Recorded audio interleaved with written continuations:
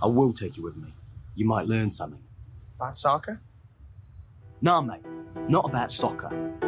And for fuck's sake, stop saying soccer.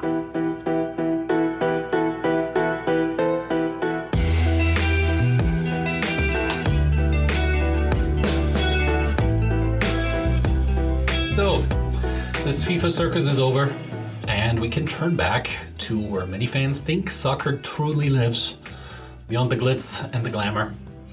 Where fans take long train journeys on a rainy Friday night in November to support their team against an opponent that's just as mediocre.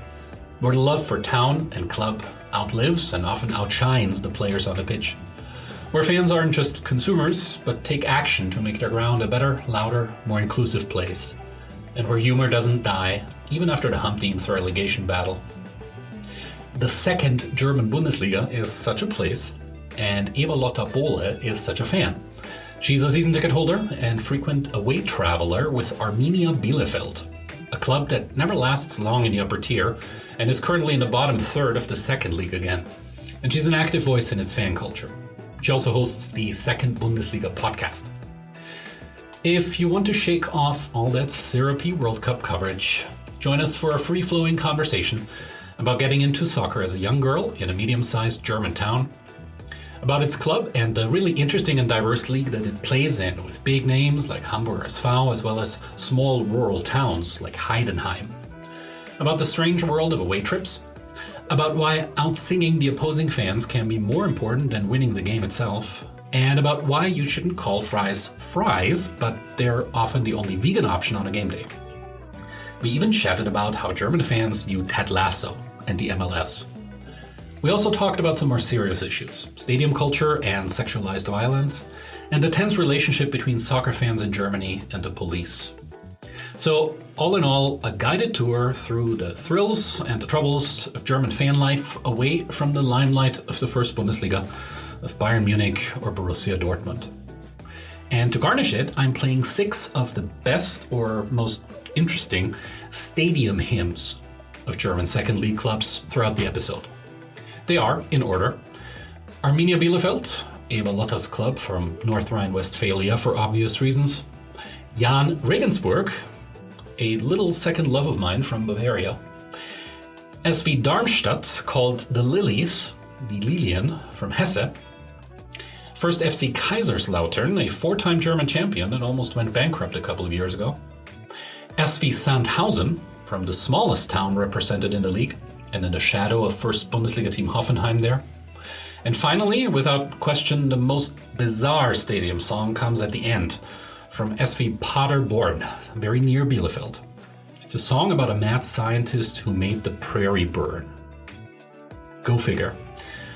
I hope you have as much fun listening to this as I had talking to Eva. I am so grateful you're listening all over America, and Europe as well. It's great to see some geographic clusters emerging even. Do contact me if you have feedback, questions, or suggestions for a topic on Twitter or Facebook.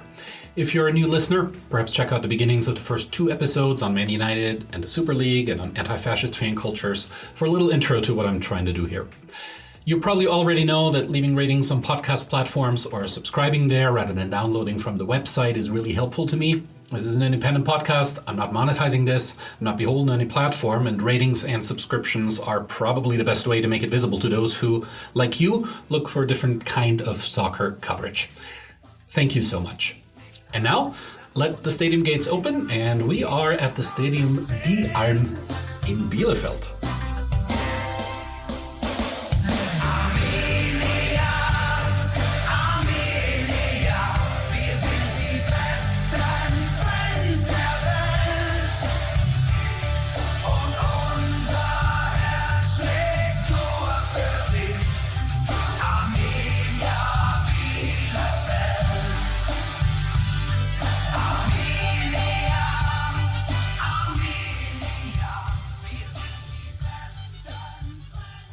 Welcome, Eva, to the Assistant Professor of Football, where you'll get to be, well, the visiting assistant professor today. Before we dive into the terraces and the stadiums and the away trains in the second German Bundesliga, could you give me a little bit of your football biography. How did you come to the sport? How did you come to Arminia Bielefeld? And what's your fan journey been so far? So the first time I've been to a football stadium was when I was 5, and my dad took me. So just quick family history. I have 2 older sisters. They're 6 and 12 years older than me. And my dad is a massive football fan, has been since he was like 12, 13. Yeah, he tried to get my sisters to football. It didn't really work. So I was his last hope, more or less. And so it was at the Bielefeld AM. So I grew up in Bielefeld. I was born here. So it was clear to me there's only one club, or for my father, it was very clear there was only one club, and that's Arminia Bielefeld. So he took me to my first game in August 2003. It was against Rot-Weiß Oberhausen. Didn't see full 90 minutes because shortly after halftime, Bielefeld was 2 goals down to Oberhausen. So my dad says, "Are we gonna leave now? There's no point in staying." And I grabbed onto the seats and said, "No, we can't go. We paid for the tickets." And he said, "You didn't pay for anything. We're going to leave now."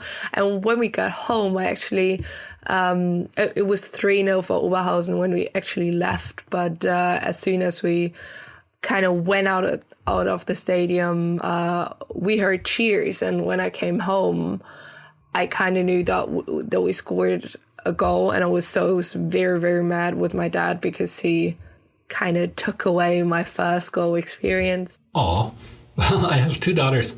They both had their first watching soccer experience at around age 6 or 7. Were you the only 5-year-old girl in the stadium back then? Early 2000s, it was still very much the man kind of, the boy stuff, and I should do like horses and whatever. I mean, the funny thing is I eventually got into all that horses stuff. But yeah, so it took a time until I went to the stadium again, actually in 2006, when we won against Bayern Munich. So that's huge, obviously, as a club that got just like was on and off the Bundesliga, majority of time stayed in the Zweite Bundesliga. So that was huge. And obviously with the World Cup in 2006 in Germany, there was a huge football boom for my generation. I think compared to other people in my generation, this was not that I was like then a Germany team fan. So German, like the whole national team stuff is not really my place, but like really that I wanted to learn more about football. But yeah, it took until I think I was 16 that I got my first season ticket, because before my parents were like, "No, you're too young, you're too small, you're a woman, or a girl, this is not your place to be." But yeah, I have been a season ticket holder since 2015, even when I knew I wasn't going to see half of the games, still had a season ticket. And still have one today, with all the ups and downs Bielefeld has been through the years. But yeah, that's kind of my, in a not very short way, but my how I got to football and to Arminia Bielefeld and my fan journey. Thank you. The whole podcast is kind of founded on the premise that we should look at European football beyond the glitz and the glamour. So if somebody's listening to this now and say, on my next European trip, I will not go to Munich and to Salzburg and to London, I will go to Bielefeld. What would they find there? Where is it? And what kind of town is Bielefeld? So Bielefeld is in North Rhine-Westphalia. It's like an hour away from Dortmund, and Hanover, which is obviously in Lower Saxony. But yeah, it's again West Germany, in the western part of Germany. As mentioned before, close football cities, probably Dortmund, Hanover. I know, like all the Köln is a bit far away for being close, like 2.5 hours away. It has, I think, 330,000 inhabitants, which is approximately the size or the amount of Qataris living in Qatar or people living in Iceland, just to make the comparison. Yeah. And well, I mean, you would probably fly in when you come from the US to Frankfurt and then take the train either over Hanover or Cologne. It approximately takes 3 hours to get there. Then from Frankfurt Airport. When you come here, it's a really nice, like, I love my city. It is not the biggest city, but it still has a lot to offer. The only thing we don't have is some sort of lake, which a lot of cities around us do have. We don't really have that. But we have, for example, something like a zoo, but it has a different name here. So it's called Tierpark, and it's open access. You don't have to pay anything for a visit, and it's more like local animals is a bit difficult, but like bears and I don't know, Shetland horses and stuff, but not like lions and zebras and stuff like that. That's not what you can find here, but it's like a very prominent location to visit for families. You can take a nice long walk because you have the Teutoburger Wald next to it, which is a huge forest, which is famous for the, especially in the Roman Empire. Don't want to make a whole history lesson out of this. Just Google Teutoburger Wald, Teutoburger Forest. Yeah, I don't know. There are like a couple of places where you can go to. There's the Dr. Oetker Welt. So I'm pretty sure in the US, you know Dr. Oetker as well. And it originally comes from Bielefeld.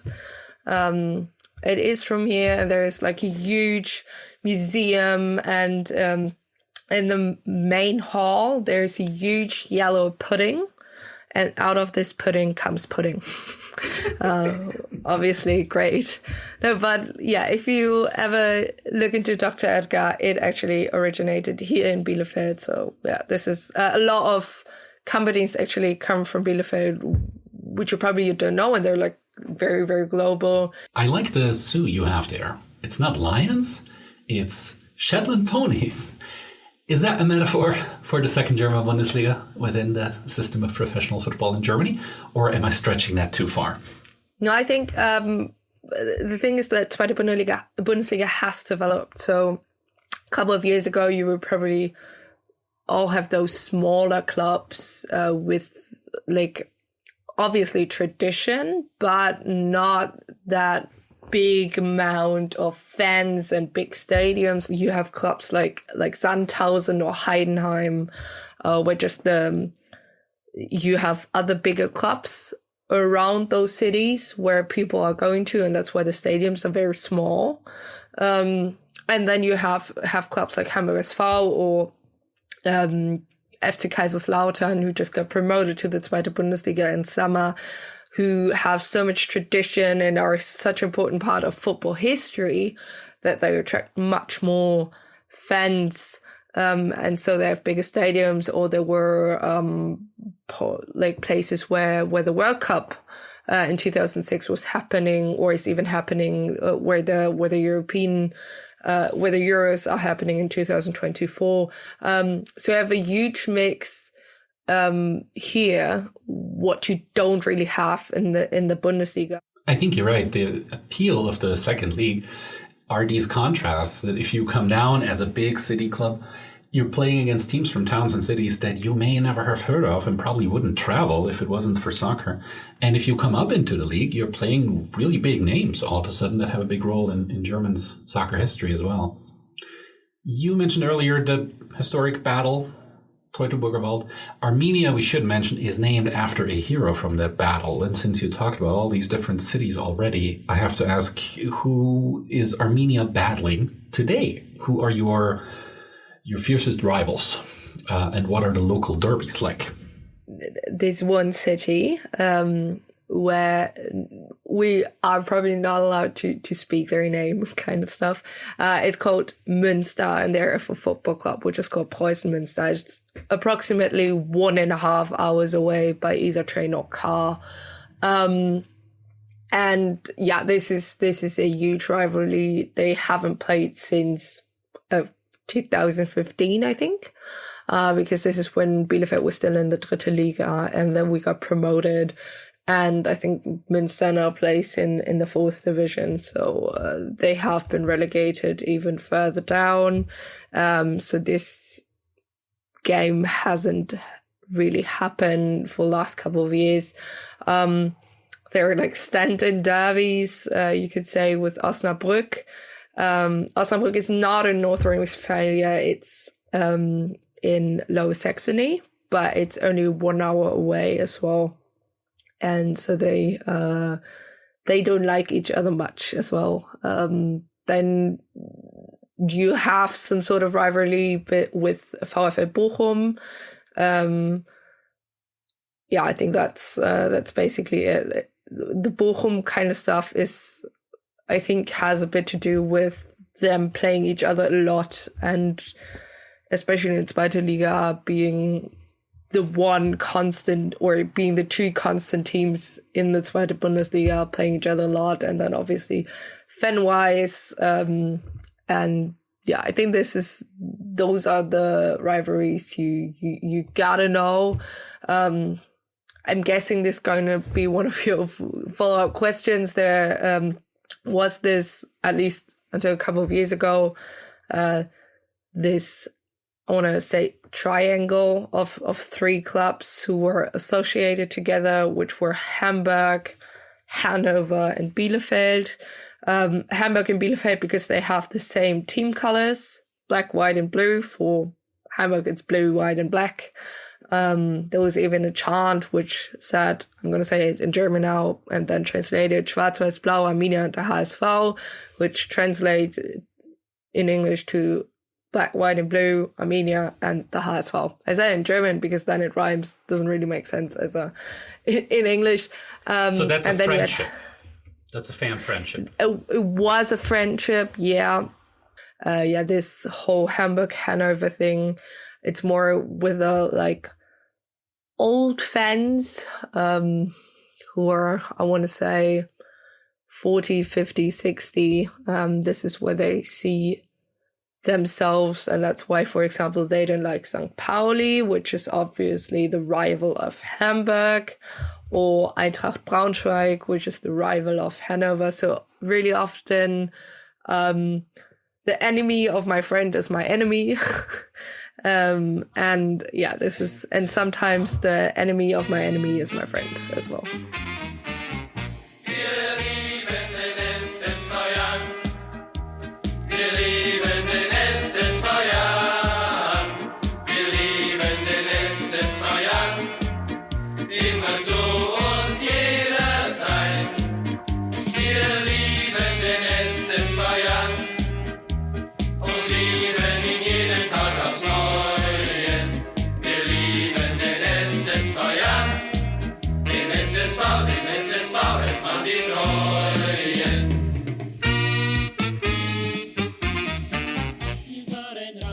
I've always seen Arminia as kind of a classic elevator club, as we would call it. So going up and down a lot between the first, second, and third German league, but also is kind of a quintessential club that really belongs in the second league.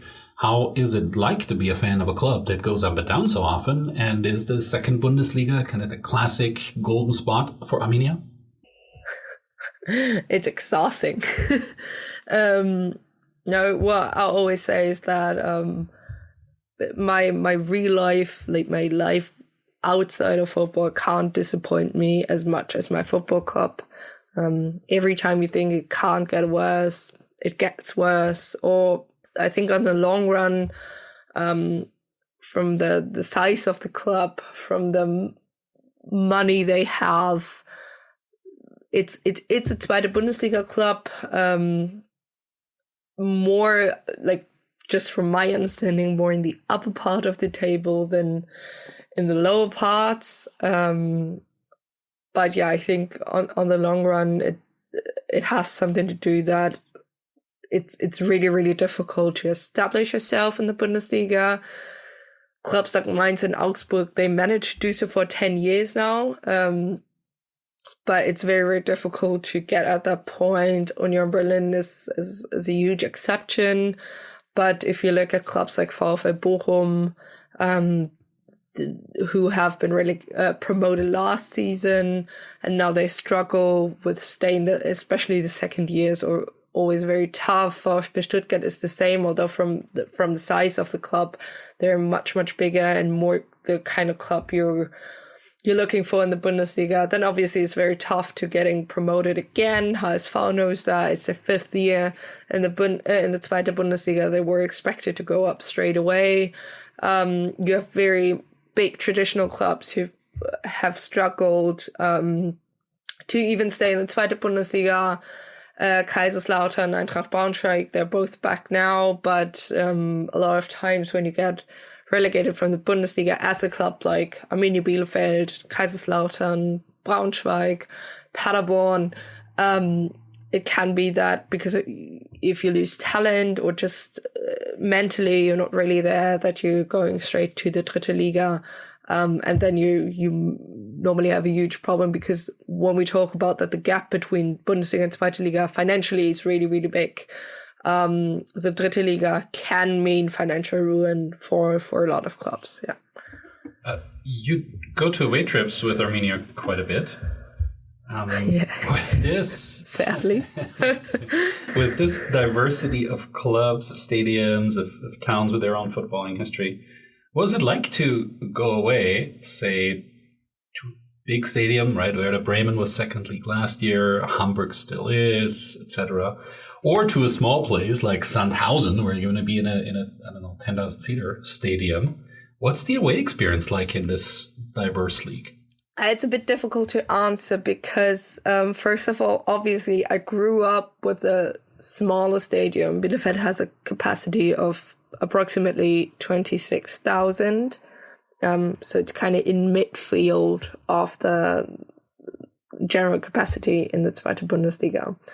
So, and for me, it's I like it more when a stadium is close to the city center, which is here, like from where I live or where my parents live, it's like a 10 to 15 minute walk. Don't have to take the bus or the train to get there, even as a local, which, for example, in Hamburg, I really, really hate with HSV. I'm not a huge fan of Volksparkstadion. I know it's a very unpopular opinion, but I'm like much rather go to the Millantor, which is the stadium of St. Pauli, which is obviously St. Pauli, very in there. I like it more because you have actually people living around that. You have the city and you actually see something of the city when you're there. Obviously with clubs like Sandhausen, they're not huge cities. There's not a lot to see there. It's very difficult to get there because obviously only because a city has a football club, it doesn't mean you can just take a train from wherever you live and it takes you straight there. It's not how it goes. So, for example, when we played against Heidenheim this summer, I took the car. I normally don't really like to take the car because it's exhausting and maybe want to drink a beer or just like don't want to drive. But because the kickoff was at 1:30 p.m. And even with car, we had to leave at 6 a.m. in the morning. If we would have taken the train, would have had to switch trains, I think 5 times, and leave at 3 a.m. in the morning.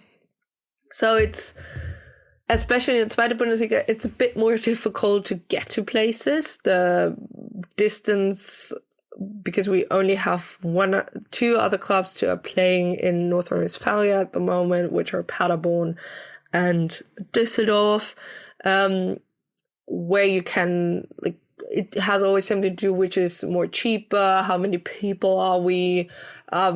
As a woman, it always has to do with what is the safest choice. Like for me, going on an 8-hour train, whether it's going to be local trains with a lot of football fans or an organized train by the club or the ultra scene, is always a bigger step to take than I think for cis men who don't really have to think about a lot what can happen on a train to them. So this is something you have to take into account. As mentioned before, I'm a fan to go to stadiums where I don't have to walk for an hour or have to take shuttle buses. Like, for example, Düsseldorf, I have been to Düsseldorf for 5 times, never seen anything of the city because you exit at Düsseldorf airport and then take a shuttle bus and the stadium looks like, I don't know, it's, you can find Hollister and H&M and all kinds of stuff there. Looks like a but mall. Not a football game. Yeah, it looks like a mall, but not a typical mall, a bit more ugly than their malls are pretty this is not one of them. Yeah. Or looks like a supermarket or something like that. So this is there are away tours I like to take even every year, and then there are tours where I say, well, if it's then if I have not really good way to get there, I'm not going to be sad. And obviously kickoff times have a lot to do with that as well. Going to a game on Saturday night when kickoff is 8:30 is not that easy. Maybe if you take a bus with a lot of other people, but if you're an individual traveling there, you have to take the car because at some point there are no trains going back. Not even where you have to change trains 10 times, but at some point, at some stage, there are no trains going where you want to go. So this has something to do with that as well. And this is where the Zweite Bundesliga obviously has some sort of disadvantage because the kickoff times are horrible. You have Friday 6:30, Saturday 1 p.m., Saturday 8:30 p.m. and Sunday 1:30 p.m. until 2 years. Instead of the Saturday kickoff time, you had Monday at 8:30. As a working person, this is something that is nearly impossible. Even Friday matches in Nuremberg, which is a 6-hour ride, where you have to take vacation on Friday, and then you're home at 4 a.m. in the morning after the game. So yeah, this can be very exhausting, very expensive as well. So at the moment, I'm very, very happy we have some sort of free time so that I don't have Christmas shopping and football where I have to spend my money. But yeah, it's also very fun. If you go to Hamburg or I know somewhere in Bavaria, you can always plan a whole weekend if you're able, and then stay a whole weekend in Hamburg or something like that. And that's very nice. Who else goes away with Arminia? What does your typical fan section look like right now on away days? Ultras, hardcore fans, hangers-on, families? It's difficult to say typical away day because obviously, as I said before, you have games where you have not a very long time to travel to. For example, Hanover, where we were with, I think, approximately 4,000 fans, because this is an hour away. A lot of people who would normally not take or not go to a away game are coming there. But then if it's Nuremberg on a Friday night or Fürth on a Friday night, or Rostock on a Saturday night, it's always around 500 people, I would say, which is more or less the organized fan scene with a bit plus. Right. once you're there, how do your 90 minutes look like? Away sections in Germany are fenced in and physically separated from the rest of the stadium. And you stand, you don't sit all the way through. What does going away with Arminia look like during the game in the stadium? Pyrotechnics, how organized is the fan scene there? What's your routine for those 90 minutes? Also depends. There are games where you see a lot of pyrotechnics.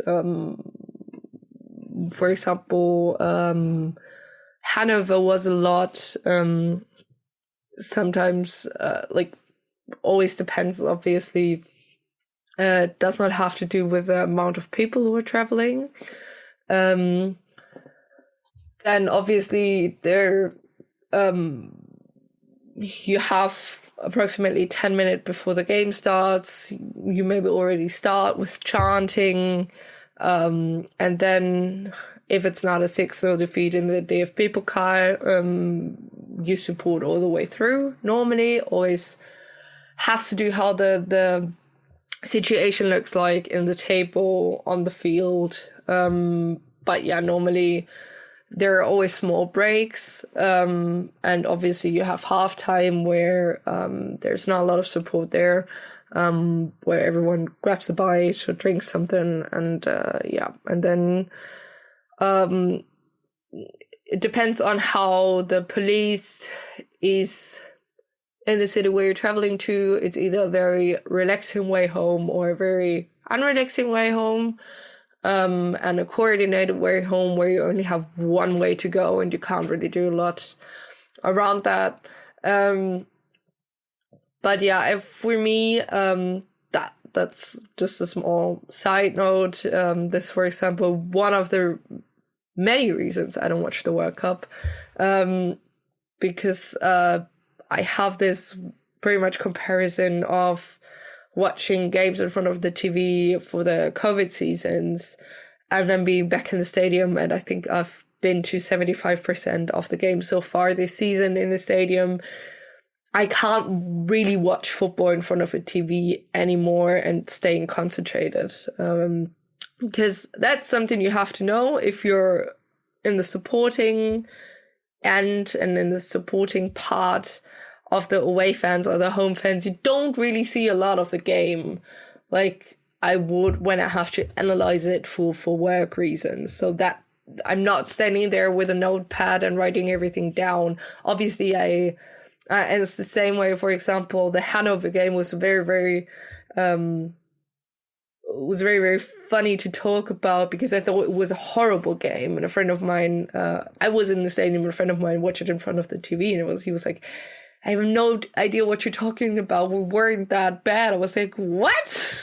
And so sometimes this, how you would analyze the game very, very much is different in the stadium than in front of the TV, because you don't see 500 repeats of certain situations. So for those who think that going to a soccer stadium is about seeing a great game, you don't see a lot of the game because there's no repeats like on TV, or because there's flags waving in front of you all the time? Yeah, flags, but you kind of, and because you support all the way through, and obviously you see something, there are flags in front of me. I don't really care about that because it's coordinated. For example, if there's a corner or free kick, the flags are being put together so you can see something. So I think this is something you kind of sign onto if you're standing there. If you go 3 meters to the right, that's not a problem.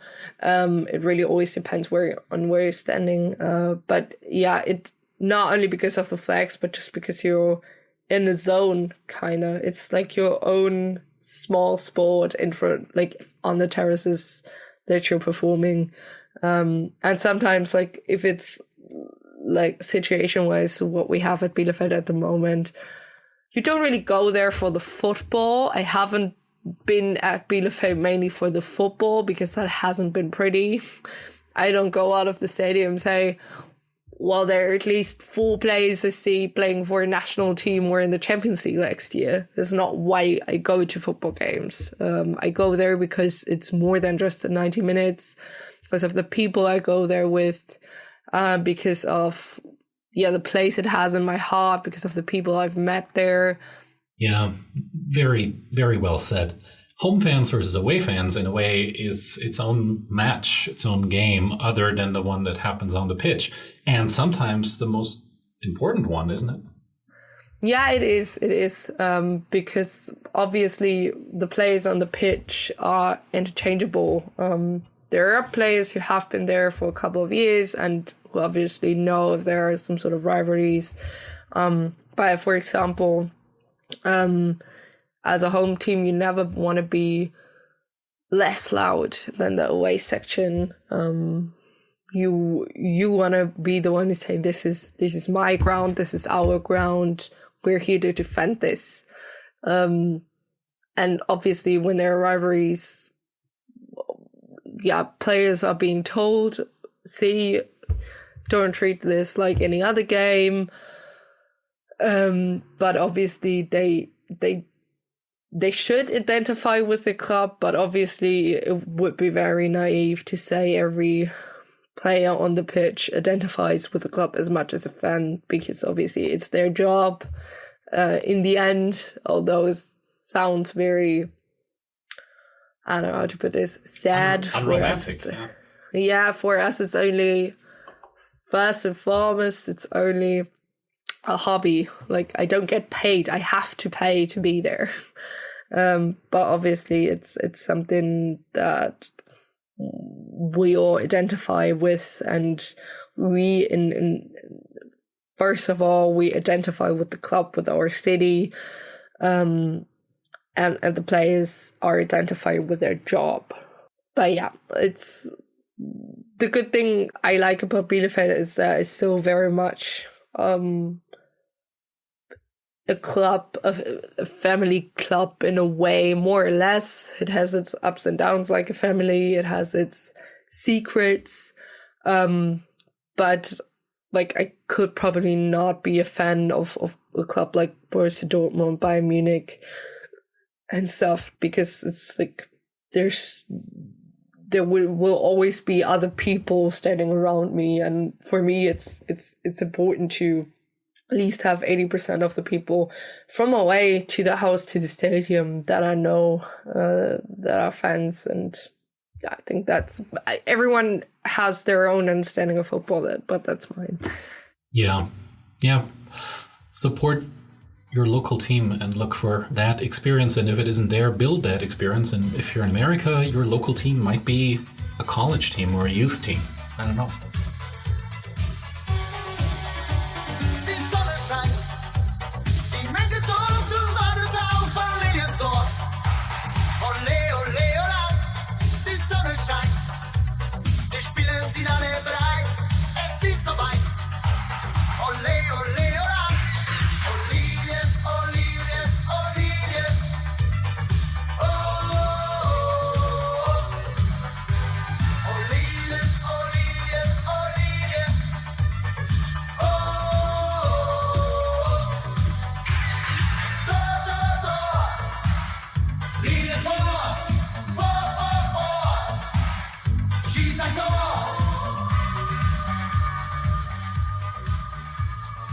Eva, you have alluded to it before.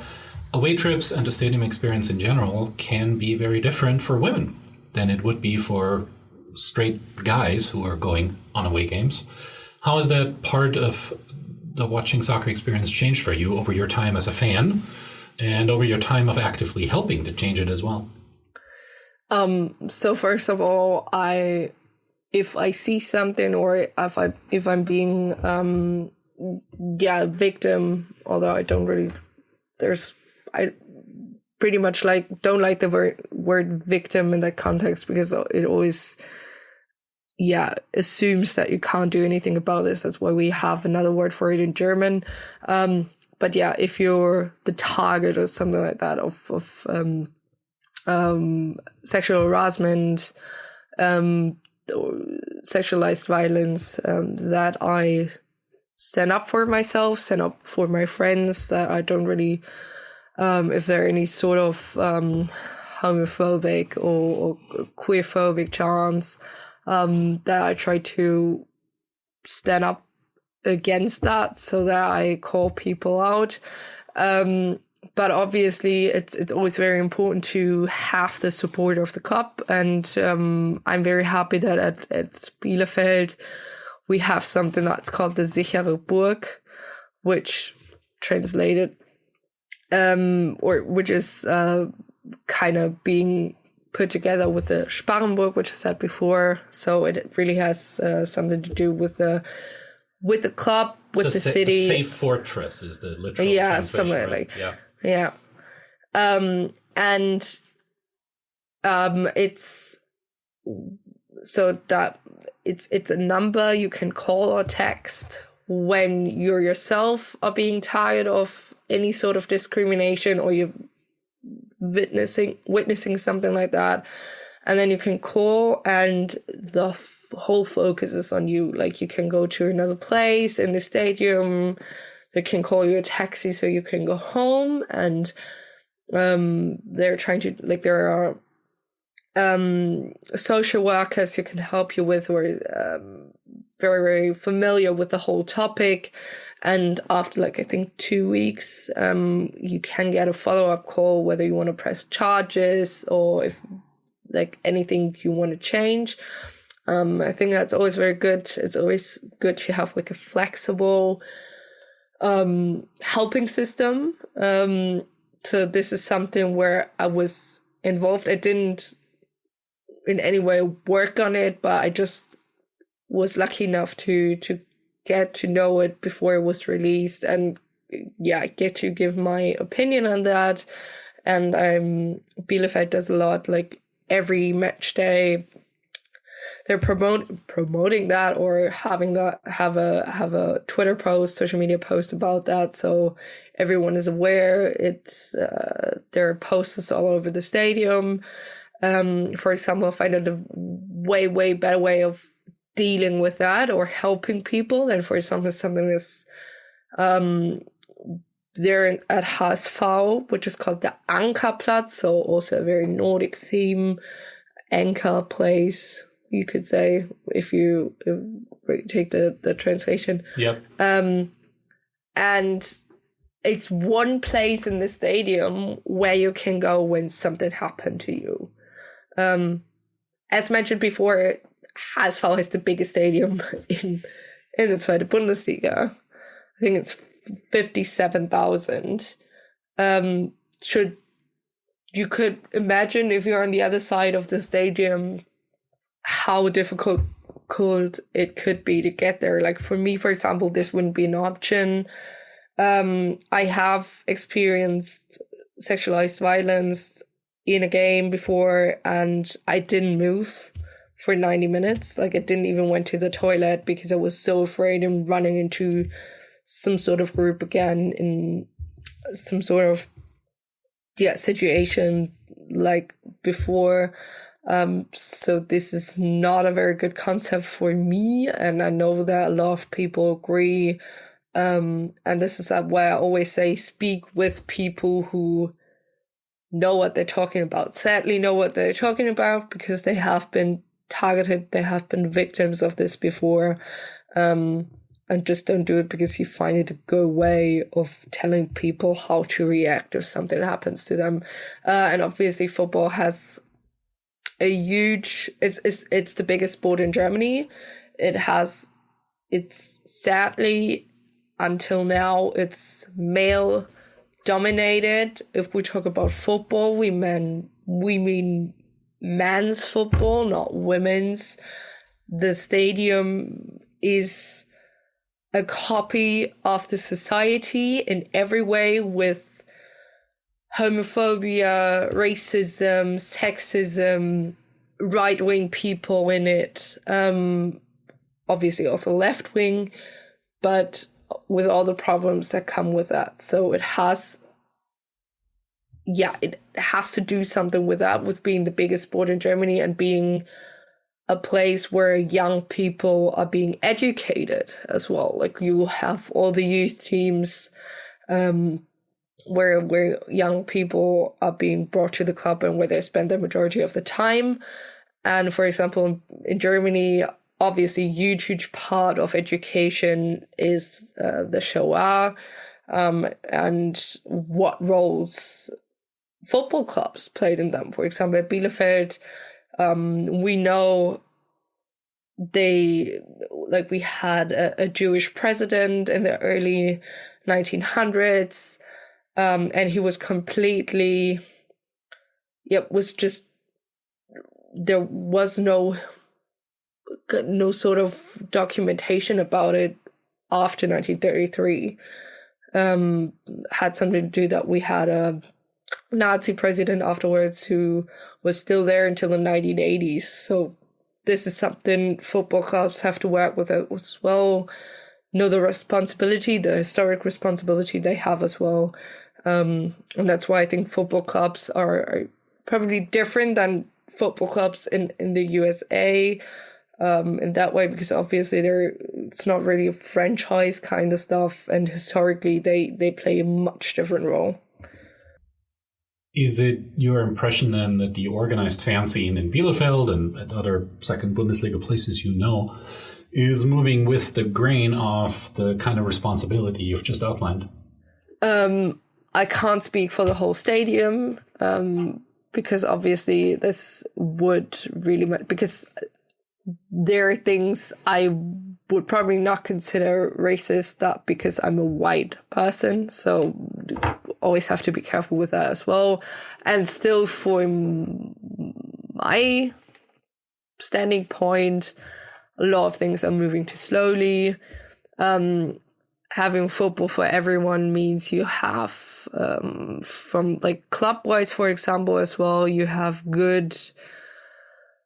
for example, everything that you have good toilets, that you have, enough toilets for women, not just for for example, and then from the entry, everywhere from entry to going out again, to not standing in line too much, is all that you as a woman don't have to be challenged with every move you make in a stadium. And obviously that it's still very, for women, it got easier for cis women, for heterosexual women. But obviously for trans people, for everyone who doesn't fulfill heteronormal standards, it's still very, very difficult to be in a football stadium everywhere, I think. Because you still have men, women, mostly, then it's still mainly men, that it's just, very difficult, I think, it's a very, there are only two genders kind of place to be, which is obviously very difficult, and is more difficult. And obviously I would like that the fancy, for example, supports the women teams more. We see that being a trend since summer, whether obviously the women team was very, very successful in the Euros, and I think attracted a lot of new people. We've seen that they've hit a new record already this season with spectators, which is good. But I mean, we're in the year 2022, so for me, it's all a bit more slow, because obviously football is male orientated, and there are so many factors destroying. It's always because the football that we used to love is football for men, and I would still love to have no World Cup. I'm in general, I'm not a fan of World Cups, but not everything being dictated by capitalism and media, money and stuff. So obviously this is huge, and I would highly recommend, if at some stage this book is being available in English, by Aline Schwärmer, the book Footopia, where she talks about football utopias. It's actually really good, because her love, there's, for example, feminist utopia as well, and it's very, very interesting. And yeah, I still learn a lot how football should be for other people. But yeah. Yeah, I hope that book gets translated into English soon. I will find at least some English coverage on it and put the link in the show notes here. The title is Futopia, Futopia, and the author is Alina Schwärmer. Come to think of it, we should probably invite her to come on here sometime soon as well.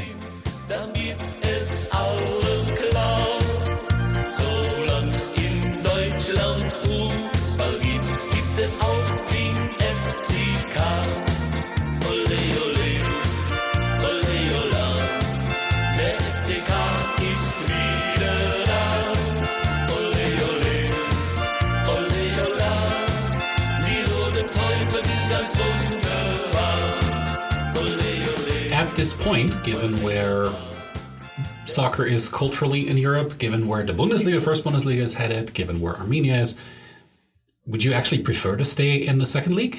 And is success and promotion to the first Bundesliga not the actual goal here? At the moment, I'm happy in the Zweite Bundesliga.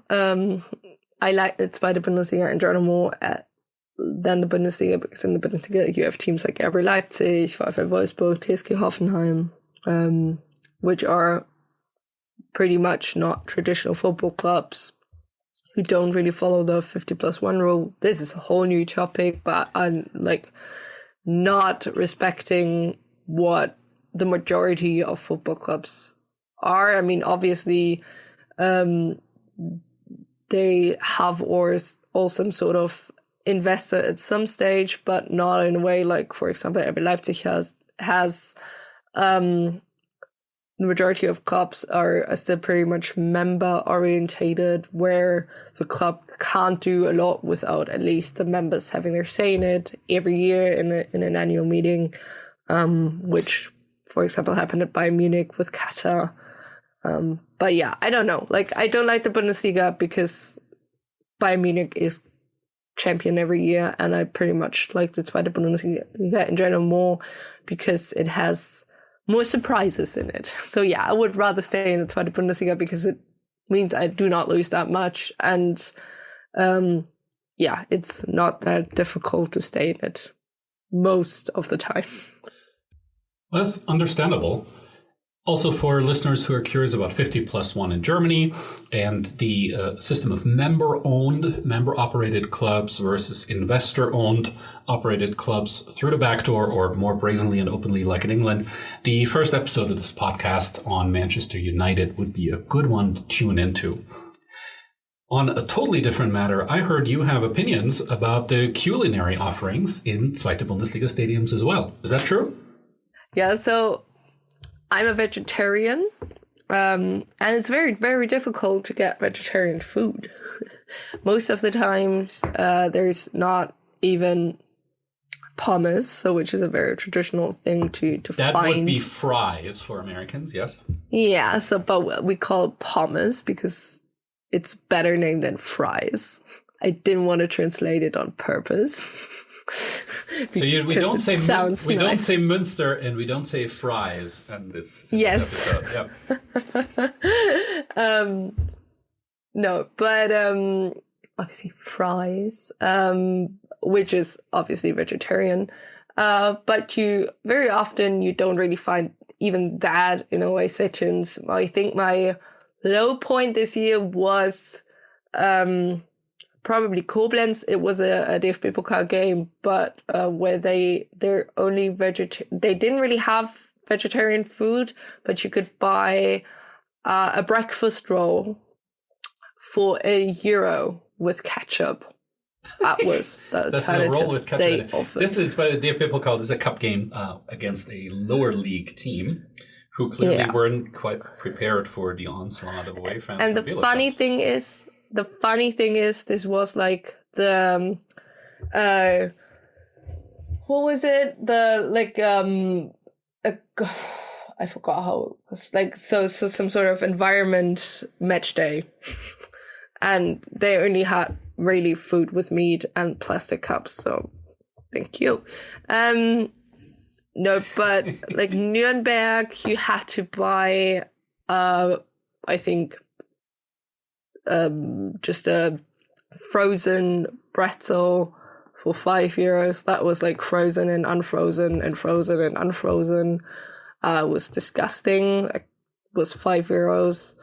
So yeah, it's difficult. And like if you look at places like Union Berlin, where the president says we won't offer vegan food because football is beer, bratwurst. So that's very, very much annoying. I know that a lot of clubs are trying to change that. I know that as of now, it's actually, you have to do that, at least in the home section. You have to offer some percentage of vegan and vegetarian alternatives. But yeah, it's still pretty much annoying to go away and thinking about whether to break your vegetarian rule or lifestyle or to just don't eat. So that's fun. Oh my. I have one last question, but before then, a quick one. What's the relationship like between police and away supporters at match days in Germany? This is a troubled relationship, and from contacts I have, I hear about stuff almost every game day. What's your experience? Horrible. I think my trust in the police is not there for me because of experiences when there is a huge amount of police anywhere where I go. It's not some sort of safety feeling for me, but pretty much the opposite. And yeah, just to not make it too long, but in a sentence, I feared I couldn't watch my own, or I couldn't be at my own birthday party in May because the police was very keen on not letting us go home. So, yeah, that's my relationship with the police. And that's, I think, the relationship of the majority of football fans or traveling football fans everywhere in Germany, yeah. For all the problems with policing in the United States, police and security personnel presence in stadiums, so sports games, isn't really a controversial issue here. Why do you think the tensions are so high in Germany? Not just Germany, it's Europe, and perhaps that's a whole new episode. Because I think it's a whole new episode, and probably a lot of... Actually, there are a whole amount of fan lawyers who are specialized on that. But it has to do something with that traditionally fans don't like the police and police don't like football fans. And there's some sort of no rules applied for police for football fans. So you can basically do anything, and people will ask, why did you do that? And you say, well, I was a football fan. And people will say, okay, well, great. Keep on doing this. So that's very, very problematic. It's not really being investigated in any way, not being criticized by the majority of media as well. That's why fans have to do it themselves, which is difficult, obviously. But yeah, it's not really easy for to criticize the police in any matter. I mean, the police in Germany has its problems in every way, but it's always been said, well, I don't want to be hanging with football fans either. But when then, like, it's a synergy from time to time, but at the same time, there's one side who is financed by the state, and the other part is football fans. So I think it's clear who has to behave and who should probably be being put in this place to be more mature. And in my experience, this is not the case, and that's why they have the jurisdiction to do whatever they want, basically. I mean, in my experience, going to matches in Europe, whenever police wants to try out a strategy of repression or crowd control that is new or that's more violent, soccer fans are fair game to try it out on, right? It's rarely is there any prosecution or public and media backlash against policing strategies on soccer fans.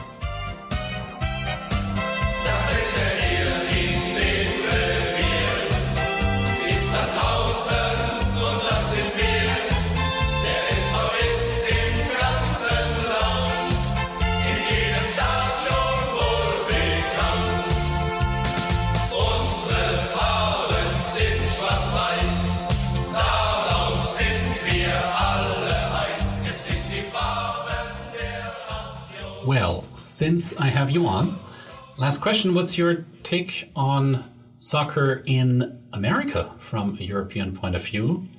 I hear you're a Ted Lasso fan, and you may mention that.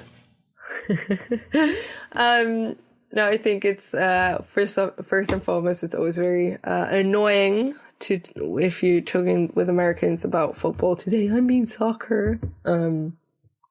Why would you call your football football? It doesn't make sense to me, but okay. I think it's. I use both terms on a podcast in order to be inclusive. Just to be clear. Yeah, I mean it. I think, for example, we actually have an American playing for Bielefeld. George Bello came from Atlanta United, I think, in January, I think. And he obviously said himself that the difference between American football and German football is huge, even from the first league to the second league here. And that obviously just structurally you have huge difference. Then obviously football or soccer in America is not the first sport, so the attention is very different.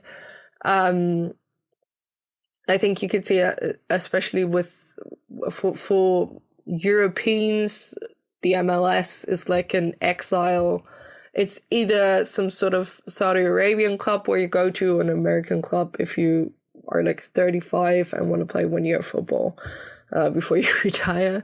So I think, not to be rude, but I think American football is not really being taken seriously, although there are a couple of American players playing here, like I think especially Gio Reyna, Christian Pulisic, both have been or are at Dortmund.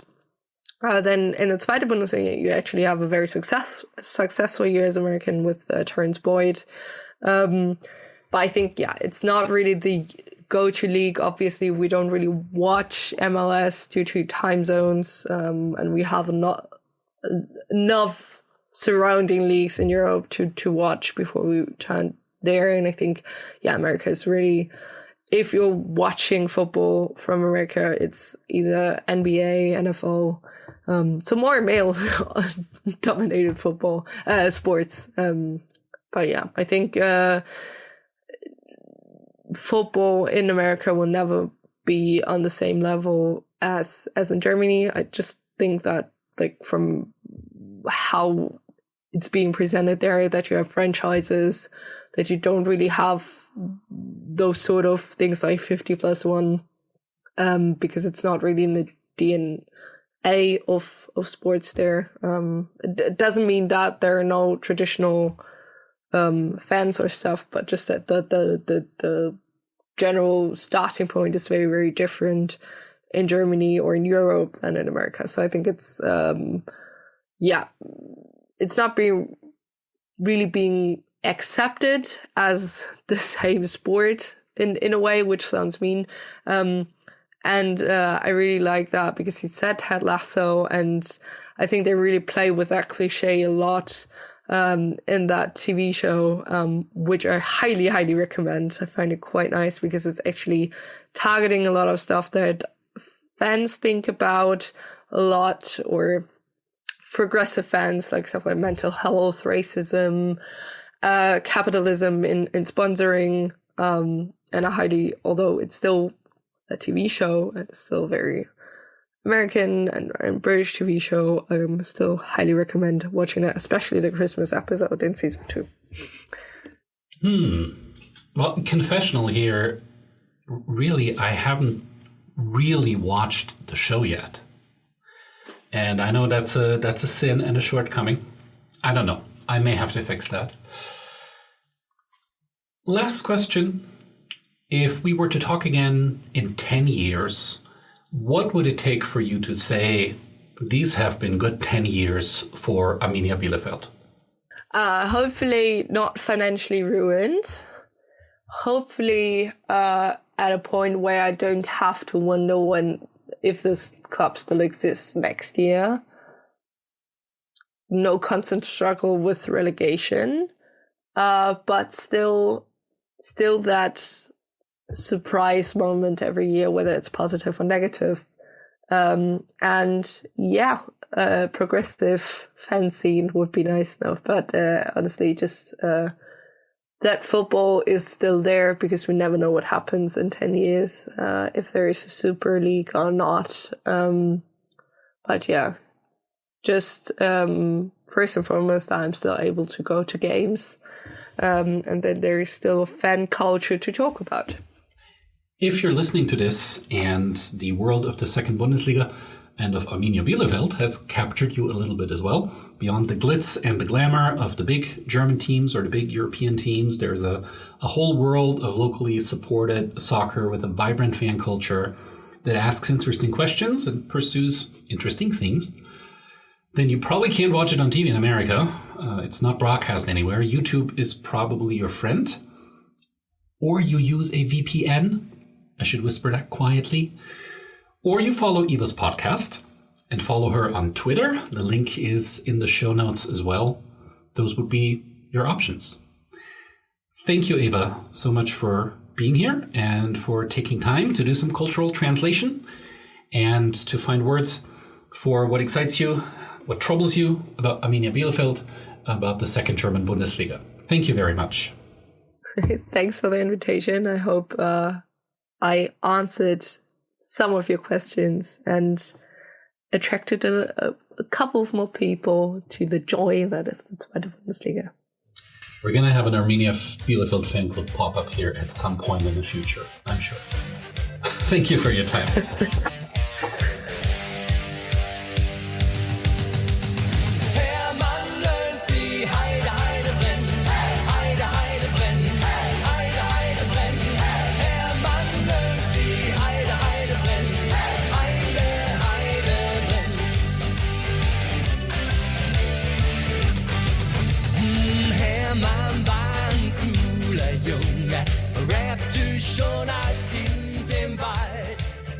This is the song from Paderborn.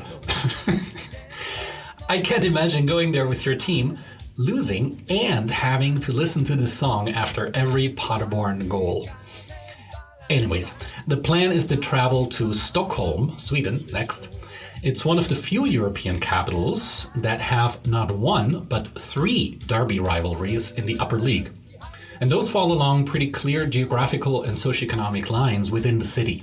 They are sometimes violent and really intense, especially for a country that is not one of the big soccer countries.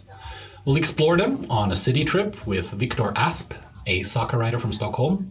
Until then, take a second to leave a rating and/or subscribe, and we'll hear each other again soon in 2 weeks.